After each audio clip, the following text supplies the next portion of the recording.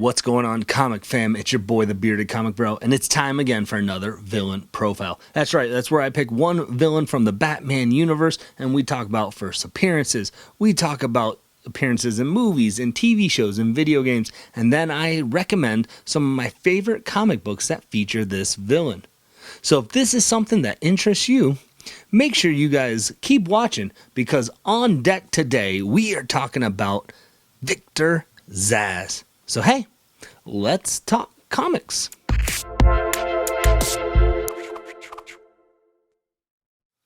Look, gang, I get it. I know some of you sitting there going, why are you already covering Victor Zsasz in like episode 5? There are so many bigger, well-known characters that I have not mentioned yet or talked about, but it's because of this. Victor Zsasz in the comic books is one of my favorite characters in the Batman universe.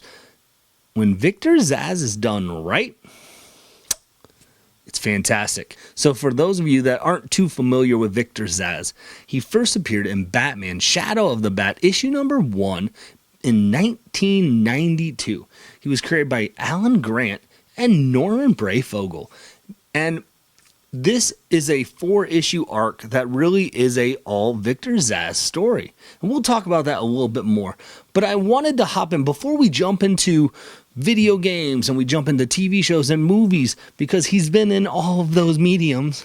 But definitely check out the Batman Chronicles issue number 3, which is also done by Alan Grant. This is a very good issue to dig into if you are new to Victor Zsasz. If you're new to Batman universe and you want to figure out who he is a little bit more, check out this issue, because this is literally his origin story. And it takes place in Arkham. And I'm telling you this origin story because I want to set up who Victor Zsasz is before we talk about his appearances, because it's going to play into it a little bit more. So like I said, it takes place in Arkham Asylum. He's talking with a psychiatrist. Now, Victor Zsasz, he was a good student in school. He had loving parents. He didn't have this backstory where he had just, he was abused as a kid or anything like that. Victor Zsasz, didn't fall into a vat of chemicals at Ace Chemicals. He didn't, find some mysterious clay while he was scuba diving. He didn't get burned with acid. Like, he didn't have any of these tragic story arcs that we hear from, of Batman villains that we've come to know and love. He has a tragic story, but it seems more realistic. So again, he had a good home life. He was good at everything. He was running a multi-billion-dollar company, in his early 20s. At age 25, his parents were killed in a tragic boat accident. And once that happened, he went through this downward spiral and just started gambling away everything. And here's where it's important. He kind of just became numb to everything, right? Like nothing in life mattered anymore. It just threw him for a wreck. And I think it's an interesting take, because I think it's something that people can relate to when tragedy hits. Like there's something you can either fall down this downward spiral, or you can, adjust. Like there's so many different routes that you can go. And he went this route. And so he's at the gambling casinos all the time in Gotham. He's at Gotham Casino and he's gambling all away his corporation, his life savings, everything. And he's gambling against the Penguin. And the Penguin cheats. Penguin gets all his money. He's like, Victor Zsasz is at the end of his rope, man. He's like, nothing matters. He goes to the Gotham City Bridge. He's going to commit suicide. He has a noose around his neck. He's ready to jump. And a homeless person tries to rob him while he's trying to kill himself. They get into a struggle, and Victor Zsasz then kills this homeless person. And because of taking the life of this homeless person, he felt like godlike, that like it gave him a reason to live. Sadistic, super creepy, super not okay, gang. I'm not advocating for this anyway. But he then decides to, cut marks into his arms, and that's where we get to know the start of Victor Zsasz, who is a serial killer in Gotham who goes around with a knife killing people, and every kill he does, he marks his arm, and he has these little tiny marks with then like the cross across the floor, like the the which makes it the 5th one. That's it. and it's all over his body and things like that. That's who Victor Zsasz is. Why is this important? Because I feel like we haven't gotten a comic book adaptation in the movies yet, or enough of one. Victor Zsasz is typically a throwaway character. If he shows up in a movie, if he shows up in a TV show, he was in Batman Begins, half of you probably don't even remember that. He's in like one little scene in the courthouse where Jonathan Crane is recommending that he's fine, and then he's right at the end with Katie Holmes when the prisoners are on the island and Batman like knocks him out. I don't even think he says a word throughout the whole movie. So like he's in Batman Begins, but he's not. He was portrayed in that by Tim Booth. His biggest role in movies was when we saw him in Birds of Prey. He's portrayed by Chris Messina, and he kind of is Black Mask, who's played by Ewan McGregor, as his kind of like sidekick, henchman. But again, I enjoyed that portrayal of Victor Zsasz in Birds of Prey. I didn't hate it, but it still is not the one I wanted. He's kind of awkward and goofy and sadistic from that, but I think I want a more serious toned Victor Zsasz in my Batman universe. He also, his probably most popular role was played by Anthony Corrigan, who portrayed him in this Gotham TV show. Again, shaved head. He's more of a hitman for the Penguin, which is ironic knowing his backstory here. But I like it again. I like that interpretation of Victor Zsasz. He's a little goofy. He's a little, I don't care what you think. But I want Victor Zsasz to be the serial killer that I've known to love in the comic books. And why am I mentioning this now? Because I am hoping, gang, and if it doesn't happen, it's fine. We'll move on. I'm hoping we see a brief cameo, because I don't need much, because the whole movie is already jam-packed full. I don't need very much, but I want to see him briefly in the Batman, setting up his origin story, so that when we can see him in the second Batman in a fuller role. Hear me out. We already know Colin Farrell is in there, and it's going to be more of a mob boss Penguin. Do a little scene at the casino, taking Victor Zsasz's money. Y'all will love it because you've watched this episode and you're like, oh, Bearded, it's happening. And you're going to text me and message me and I'm going to say, it's happening. We spoke it into the ethos YouTube. It's going to be great. And we're going to cry and laugh. And then they're going to expand. Because here's what happens. Victor Zsasz, when he is in the comic books, it works when he is a serial killer. And a lot of the comic books, a lot of the comic book appearances, he is a serious serial killer. It's not this jokey kind of thing. And I think with the route that the series, the movies, the Batman, it looks like the feel that they're trying to have. They're trying to have that more serious tone. He is a prime villain who is scary. That could be a realistic villain in this world.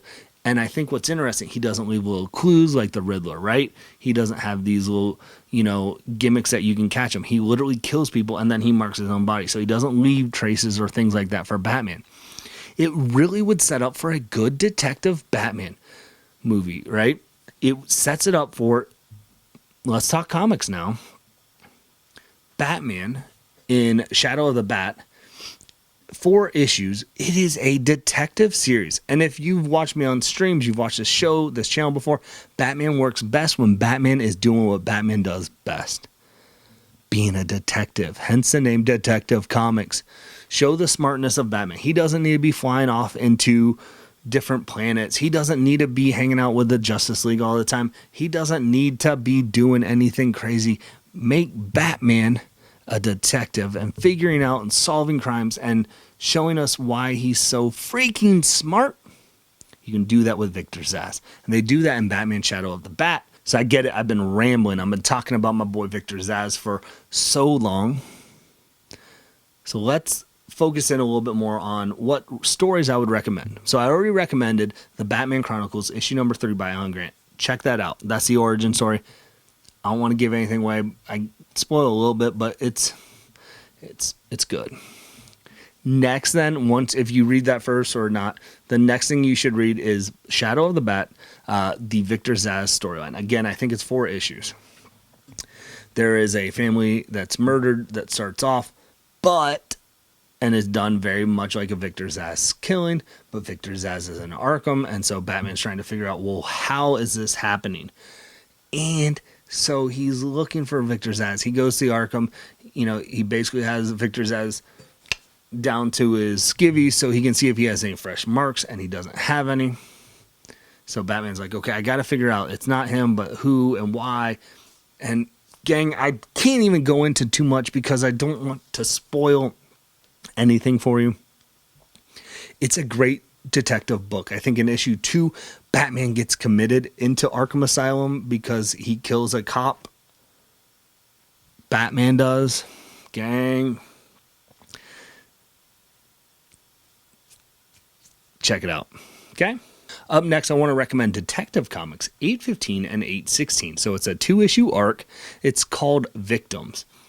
And this story takes place where Victor Zsasz starts off the first issue where he stabs Alfred, and it's a nearly fatal stabbing. Bruce Wayne has to rush him to the hospital. But Bruce Wayne doesn't want to let anyone know that Alfred is still alive. He's hanging on for dear life, but he doesn't want Victor Zsasz to find out because he knows that if Victor Zsasz has already marked himself and then he finds out that Alfred's alive, he's going to want to hunt him down. Well, so Batman goes out and hunts Victor Zsasz, trying to find him, and he can't. This is the time where Batman's fighting with the police because they think Batman's doing this stuff wrong, and Batman can't get Victor Zsasz. And so then finally, he's like, you know what? Forget that. I'm going to call him out right now. And he goes and does a press conference where he tells everyone that Alfred is still alive because he knows then that Victor Zsasz will go. And so he puts Alfred's life on the line so that he can try and catch Victor Zsasz. So good. So good. The last story of Victor Zsasz in comics I want to recommend to you to check out is Batman Streets of Gotham, issues 10 and 11. This is written by Paul Dini, and art is done by Dustin Nguyen. And gang, I love Dustin Nguyen's art, but Paul Dini, you know him as one of the creators of Batman the Animated Series. You watch the show, you know that is...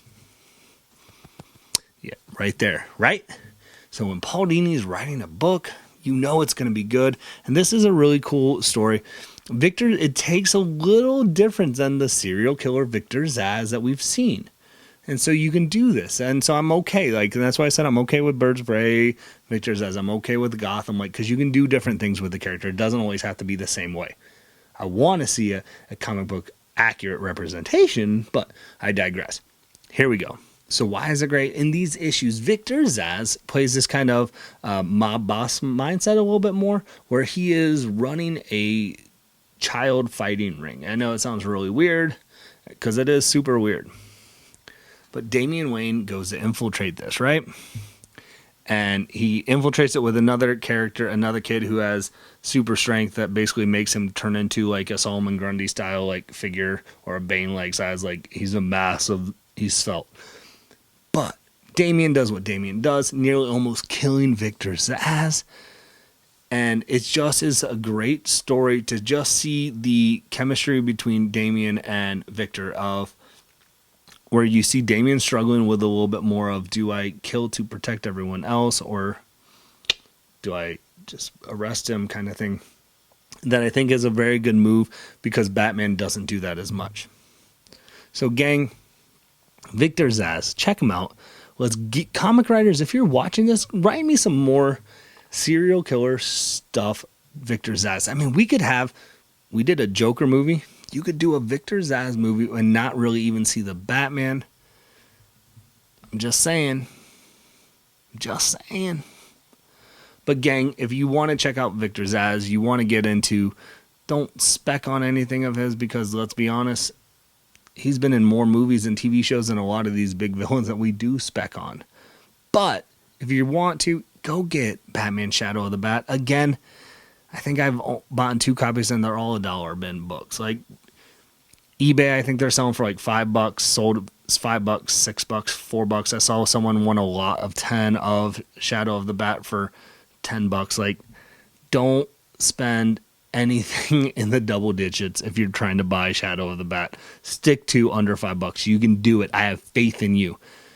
So don't get it for spec, but just get it because you get to own a current villain who is popping up in the Batman universe, and I hope pops up more.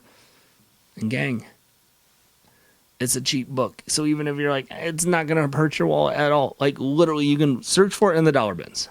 If you can't and you give up, find it on eBay and don't pay over $5. I'm telling you, you can do this, comic fam. I believe in you. Let's get Victor Zsasz some love. Gang, hopefully you guys are enjoying this. I've got a couple more characters that I can't wait to talk about.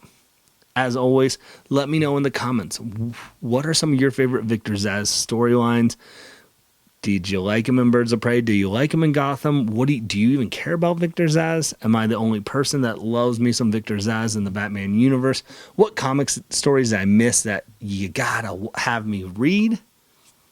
And gang, hopefully you can find some time to curl up, grab a book, and nerd out. Peace.